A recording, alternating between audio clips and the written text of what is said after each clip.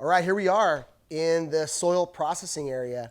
It's a greenhouse space that we cleaned up a couple years ago to turn into a place that we could do work, handle, process, explore soils in a variety of different ways.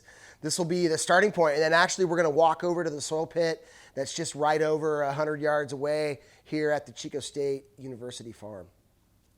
So in preparing for our class that we thought we were going to do face-to-face, we got the pit that we're going to go to and our older pit that's right over here. You can see the soil pile. And there we've got a deep 7-foot pit with all kinds of interesting things. The gravels at the bottom of this other pit that you saw aren't as prevalent there. And we'll come to that pit back a little bit later in the semester. Okay, so here we are. We're back at the pit. Really excited. This is the second time back to this pit. Remember we did a nice simple profile characterization before. This time we're out to collect samples, right? Simple affair. Got some buckets so we could fill up and have plenty of soil to work with. I got a knife. We already delineated the horizons, which makes it even easier, but I just want to go back over it really quickly, right? So nice, thick, beautiful soil. Best soil on earth. Now that's a challenge to anybody else out there to show me the best soil they have on earth. And here we got a deep, rich mulsol, young soil deposited within the last, geologic period. And we realized that we had a nice A horizon up here, surface horizon, granular, all that kind of stuff. I'm gonna call this second A horizon, I'm gonna call this the thick, nice, thick A horizon sequence. Then we get into the subsoil, the B horizon, right? And that's the zone of accumulation. And you can see the color change. You can see the change in the structure. And you can see some bedding, see how it holds the marks. Then we get down a little bit lower and we're into that true parent material, C horizon. This is fairly undifferentiated, right? It's not aggregated as nicely as this. And you see, once again, a drop in color. Right below that was the old stream bed that was sitting here, and you can see how clean it is, and you can see some evidence of some accumulation of iron oxides and other things down in the profile. Pretty cool thing for us to talk about for the rest of the semester. So now I'm going to get to this sampling, and so we can start talking about particle size and texture. Here we have the profile is sampled from the surface soil, the upper A horizon here with the knife for scale. You can see these beautiful aggregates that came out and their sub-aggregates, granular structure. Even right there, you can see those little bubbles. Those are probably like a crotovina or a filling of a channel. Then we're gonna move down to this second surface horizon. Same deal, you're starting to see a little bit more consistence, but still that beautiful dark color. If we wetted this up, it would really pop out. Then we drop into this subsoil horizon, right? Zone of accumulation. We still have aggregation, but it's not as consistent, a little bit more rounded, that kind of stuff. But we see biological activity in pores and roots and all that kind of stuff. Then we get down to the very bottom, that C horizon material. You can see the contrast in color between these two. That's more organic matter, this is less. This you can start to see clean mineral grains in the gravels and some of the fine sand, some of the sands. This is less differentiated. And then remember, this would be the material that was first deposited on top of that river channel with those gravels and cobbles.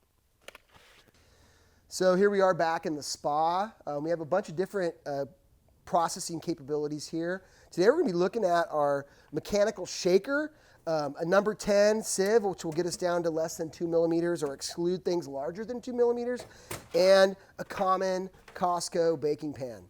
Everything we try to do in here, as we talked about before, is from the hardware store, from restaurant supply. We don't want to spend extra money on sampling equipment when we can get it at a much cheaper price when we try to do it ourselves. So what we're going to do right now is we're going to start sieving these samples. Remember, here is our beautifully aggregated surface horizon. You can see the granular substructure and the larger aggregation. And you can start to see things that maybe are gravels or larger particles. We're going to take this sample, we're going to put it in the sieve, kind of crush it up to start. See how easy that crushes when I break it between my hands? It really just wants to come out. But then you get these substructures which look like the original, right? This little piece looks not too different in shape to this bigger one. And that's kind of a symbol of what aggregation really is. So I'm gonna break this stuff up here, get it in a first level form. I might have to grind it a little. It's nicely cemented. It's not very moist. Sometimes dry soils stay together more than moist soils, right? So we're gonna get this thing going. We're gonna put it on our shaker. Funny side story why this has a wooden top. When we got this instrument, it didn't say on the specs that top was required separately. So it got here, and we didn't have any more grant money, and it cost quite a bit of money to buy just the top. So we ended up making one out of plywood. It seems to work just fine. We're going to turn this thing on, and we're going to run it here. Is it not plugged in? Not plugged in. Safety first. There we go. And we're just going to shake this for about a minute, 2 minutes to disaggregate and get that particle size distribution. Or not. Oh, that thing's super low. Somebody had it turned down to 0. This is cool. Watch across the amplitudes. It's starting to move a little bit more vigorously. Wow, this thing's poking along right now. Usually it blows up. Why is this thing not? There's your time lapse. Huh, that's crazy. What's going on with this thing? This thing is... Huh. Dude, that's strange. It's not going to... No, it's not doing what it's supposed to do. Does it even turn on? It's on. I mean...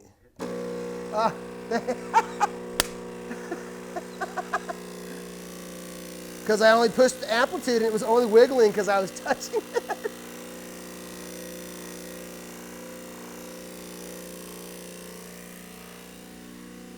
So here we ran it for about 2 minutes at the 100 amplitude, which this instrument has a mechanism inside that's supposed to pitch the samples up in an optimal way for them to get oriented and to fall through the sieves if they're supposed to. So we're going to take this thing off the grinder and see that not everything came out as fine fraction. This is still a lot of aggregated soil, but you can start to see where it was being rounded and broken down by the sieve. Inside that 2 millimeter, we have our fine fraction soil. This is what everybody talks about with those 3 particle sizes, right? Sand, silt, and clay. This 2 millimeter sieve excludes things larger than 2 millimeters and allows everything less than 2 millimeters to fall through, so you could start to work with this soil and do a bunch of other things we're going to talk about this semester. All right, now we have a nice pan of 2 millimeter or finer fine fraction soil. And we're going to put it in this tin so we can give you an idea of what it looks like between the nice aggregated soil and the fine fraction soil that we've used through physical fractionation. We're going to keep going. We're going to sieve out the rest of these buckets. Here's bucket number 1, and then we're going to sieve out the rest so we have enough sample to work on over the rest of today and over the next couple episodes. All right, so now we have all of the soils that have been separated from their aggregated form here. The surface A, the second A with a little bit more aggregation, you can see getting into a BW that starts to pick up some gravel and some of that coarser material underneath, and then down into that true sea horizon with less aggregation. And the example of these fairly clean, fairly defined gravels in there. So now we have soils to be able to do particle size distribution via sedimentation, and we'll be hand texturing these later on at the soilarium. See you later. Here we are. We left the farm after our last segment of sampling and processing, and now we've posted up in Irf's front yard in beautiful downtown Chico. What we want to do now is we want to move on from field and sampled soils. We already sieved them down to less than 2 millimeter fraction, which is sand, silt, and clay sized particles. And then now we're going to show you about hand texturing and set up some other analysis moving into the coming weeks. So if you remember, we had a couple of nice dark A horizons here in the surface, and even between those you can see the difference in the structure with the granular structure and the bigger subangulars, less and a change in color. Getting down into those subsurface horizons, remember we talked about the zone of accumulation, the B horizon, and then into the C horizon of stuff that is sandier and more like the parent material that was deposited by Butte Creek sometime in the past. So why do we do this? We really want to know, we want to think about soils as this dynamic thing, but we also need to know about variables that are meaningful to help us predict properties or the effects of management on soil properties, ecosystem services, and those types of things.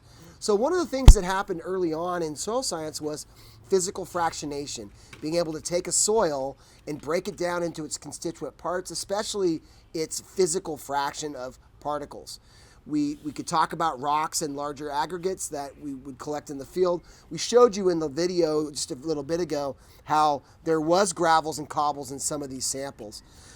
Now we're going to work through and get to the point where we can show you that by just using your hand, this sample, and a little bit of water, you can get a pretty good estimate of the soil texture, which remember is the percentage of sand, the percentage of silt, and the percentage of clay. That takes us to our first prop of the day, which is the textural triangle, right? This and the soil color book are probably two of the most iconic things in soil science.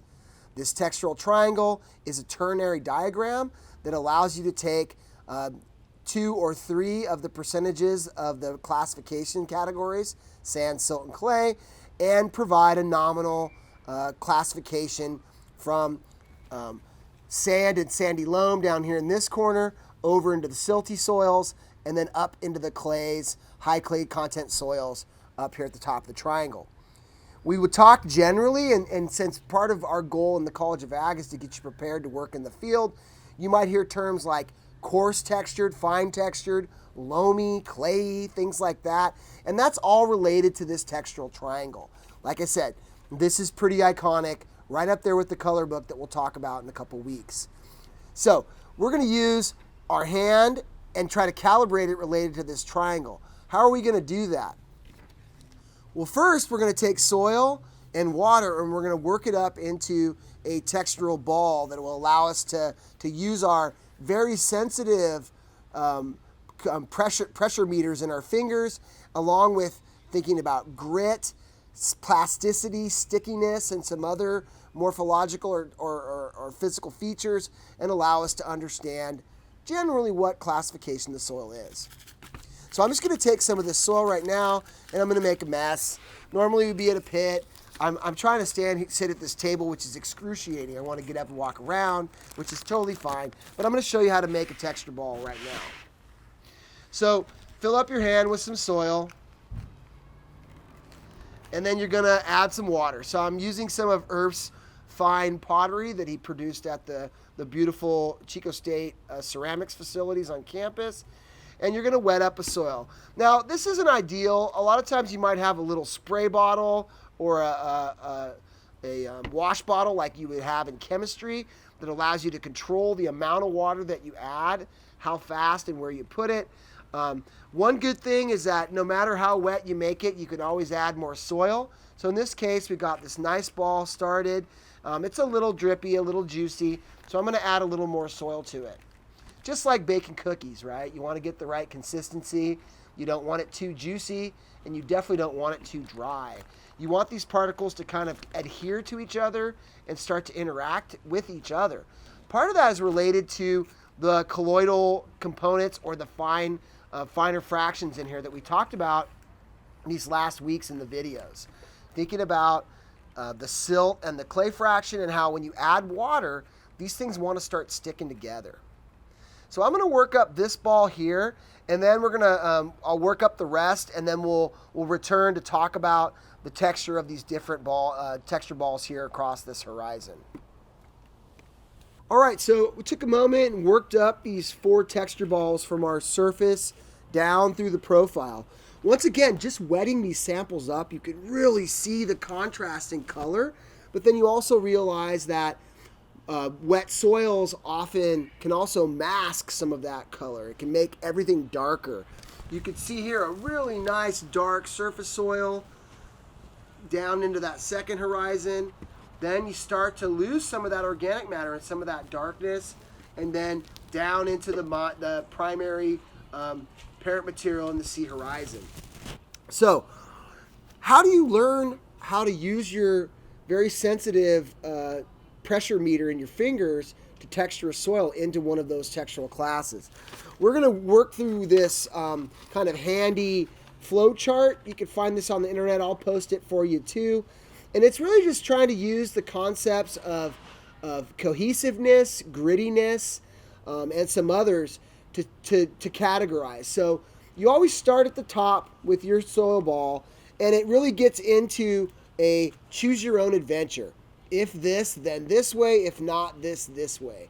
And you start with the easiest ones, or the ones that, in this case, you start with the sandier soils, and you work your way down until you get to the finer textured soils. So in this case, we start off with make a ball, and then will the ball remain a ball when squeezed, right? And so on. And we're going to go through that right now, with me on screen and Irf as the narrator. Cool. So we have our first ball. If I squeeze it, does it remain a ball? Yes. Yes. So what's the next step? Place a ball of soil between thumb and forefinger gently, pushing the soil with the thumb, squeezing it upward into a ribbon. So the next step is, does the soil form a ribbon? And it does, slightly. That's about as far as it'll go. I have to hold it up. That's about 2.5 centimeters. If I let go of it, it'll fall off and broke into that piece. So it will make a ribbon, but just not a very big one. We're not going to get to the full spectrum. We'll come back to this later, but sometimes with really clay soils, you can make a ribbon that is, 7.5 to 10 centimeters, or 3 to 4 or 5 inches long with a really clay soil. This one we got about an inch, about a 2.5 centimeter ribbon. So what happens if we made a ribbon, Irf? Well, the breakout for the ribbon is actually 2.5 centimeters long. So the actual criteria is it's a weak ribbon less than 2.5 centimeters long. I think we'll go slightly over 2.5 centimeters to make it slightly finer textured than that first cutoff. Okay. So the next step is, so that would put it... See there, you can see that one pretty good. That's clearly greater than an inch in its ribbon. That would put us in a medium ribbon length of 2.5 centimeters to 5 centimeters long. Okay. So that takes us to the next step, if yes, is excessively wet a small pinch of soil in the palm and rub with a forefinger. Okay, so a little bit of water here and pour it on. This is a great one, no matter what, even if you're not trying to hand texture, to really look for sand and look for sand content. You can rub this thing into a little ball and you can start to think about, do you see gritty sand particles or not, right? We're trying to eliminate how much sand we might have, or how much sand content we have in here. So when you get in there close, you can see a decent amount of sand in there. It's not super sandy, but decent amount. We'll rub a little more in there to give you a little bit of better look. Keep it back just one. Yep. Yeah, perfect. There we go. So what's the criteria we're looking for on this one, Irf? Does the soil feel very gritty? It's pretty gritty. I mean, we can see a variety of different sand particles, coarse through medium sand, and even some finer sand. When I pull my finger away, I can feel the softness of some of the smaller particles that aren't sandy. So I would say it's gritty, but not very gritty. Is that one of the breakouts in there? Yeah, so is actually, does the soil feel very gritty? I would say no. No. If no, then the next question is, does the soil feel very smooth? No, it's in between. Okay. Is that a classification? Yes, Good. it is. Oh, So fantastic. Our next and final classification would be neither grittiness nor smoothness predominates. I think that's fair. So that would bring us to a clay loam. Ooh, wow. Maybe that might be a little bit finer textured than, or that might be a little bit more clay than is actually present in this case. But let's move on to the next one. So now, So we worked up these balls. Like I said, it's like a pizza dough. You don't just take some flour and sugar and yeast and pour it together and expect it to be a dough. Sometimes it needs a little bit of extra work. So adding some water to make sure it's the right consistency, the right moistness, and so on. So same deal, we'll do the same. Will it hold the ball? Yes, it holds together nicely. And then we would start our ribbon. So this one really doesn't want to hold together as much. And this is where sometimes organic matter content can be a confounding factor. It can help bind things up and act like a clay when it's actually not a clay in the mineral sense. And I suspect that's what's happening here. I also haven't textured a lot of soils lately, so the amount of sand that was in my hand there might be considered very gritty, and that would have taken us down the path more toward the loam or a sandy loam.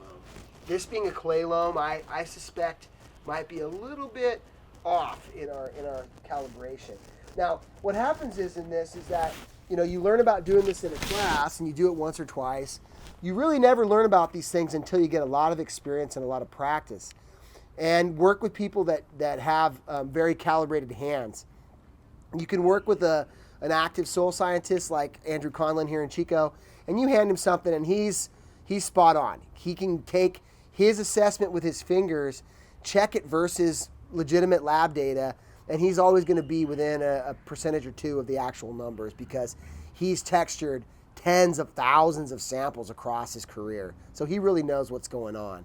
The number one thing to remember is you don't have to be perfect, but you also don't want to be crazy wrong, right? So that's why if you're uncertain, you don't have to be an expert. You don't have to act like, oh, this is definitely that. And sometimes people that act that way are the ones that get called out right off the bat because they think they know what's going on, but they don't really. So I think I'm going to leave it right there. We can continue to work our way down. The one thing that you would find is at the bottom that this one really does lose its clay content. And actually, if we were to get the sound of this on the microphone, you can actually hear the sand as you crush it in your hand.